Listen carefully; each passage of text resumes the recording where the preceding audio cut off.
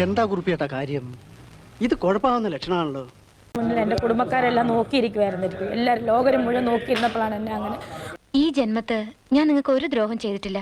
പക്ഷെ വന്നതിന്റെ പിറ്റേസ് തന്നെ ലോകരുടെ എല്ലാവരും മുന്നേ ഞാൻ അവിടെ നിന്ന് ഉരുകിപ്പോയി. സത്യമായിട്ട് നീ ബേജാറാവല്ലേ? വരാനുള്ളത് വഴി തങ്ങൂല്ല എന്റെ സഹദേവ. ഞാൻ ഉള്ളു നീറിപ്പോ. എന്റെ മൂത്ത മോൻ അറിവുണ്ട്. അവനും അവന്റെ കൂട്ടുകാരെയൊക്കെ കണ്ടുകൊണ്ട് എനിക്ക് ഭയങ്കരമായിട്ട് വിഷമായി പോയി. നമുക്കൊരു പരിഹാരം ഉണ്ടാക്കാം. ഉണങ്ങുന്നില്ല. അത് ഓരോ ദിവസം ചെല്ലുന്നതോറും എനിക്ക് കൂടി വരുവാണ്. എന്നാലും ചേട്ടൻ ഇത്രയും ചീപ്പാന്ന് ഞാൻ കരുതിയില്ല. അയ്യേ, എന്താ മിഡ് ഡേ വിഷൻ വന്നു. ആളുടെ അടുത്ത് ലാലേട്ടൻ പറഞ്ഞതാണ് കൺവിൻസ് ചെയ്യണമെന്ന്. മിഡ് ഡേ വിഷൻ വന്നപ്പോഴും അതുകൊണ്ട് ഇപ്പൊ എന്താ? അല്ല, ഒന്നുമില്ല. ആളെ എന്റെ പേര് കുത്തി. നീ ഇത് പറയുമെന്ന് എനിക്ക് അറിയാമായിരുന്നു. ഇത് നിന്റെ വായിന്ന് എനിക്ക് കേൾക്കണമായിരുന്നു. ഇത്രയും പേര് എന്റെ പേര് കുത്തിയാലേ എനിക്ക് അത്രയും വിഷമം വരുന്നില്ല. പക്ഷെ അവിടെ പോലും അയാൾ എന്നെ പുറത്താക്കാൻ അല്ലെങ്കിൽ മിഡ് ഡേ വിഷനിലാക്കാനാണ് നോക്കിയത്. നിന്നെ ഞാനുണ്ടല്ലോ.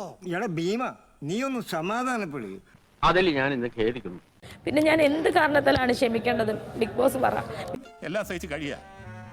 പലപ്പോഴും ഞാൻ ഒറ്റയ്ക്കിരുന്ന് പൊട്ടി കരഞ്ഞിട്ടുണ്ട്, അറിയോ?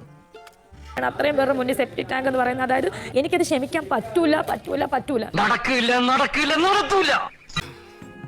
എല്ലാത്തിനും കാണിച്ചു തരാടാ ഭീമ. എടാ, നമുക്ക് പരിഹാരം ഉണ്ടാക്കാം. ലാലേട്ടൻ സംസാരിച്ചല്ലേ, എന്നിട്ട് പോലും മിഡ് ഡേ വിഷനിൽ എന്നെ പുറത്താക്കാൻ നോക്കിയതല്ലേ അയാൾ. ഇത്ര 20 പേര് 18 പേരും എന്നെ പുറത്താക്കാൻ നോക്കില്ല. അയാൾ ഒരിക്കൽ ഇല്ലായിരുന്നു.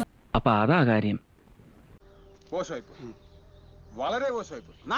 ഇല്ലായിരുന്നെങ്കിൽ ഞാൻ ചിലപ്പോ എന്റെ മനസ്സ് ചിലപ്പോ ക്ഷമിച്ചെന്ന് വരാം.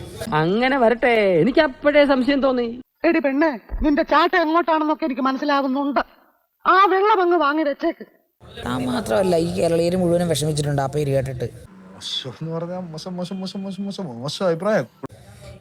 അപ്പൊ തനിക്ക് എത്ര വിഷമായിരിക്കും എന്ന് ഊഹിക്കാൻ പറ്റും. ദിവസം കഴിയും.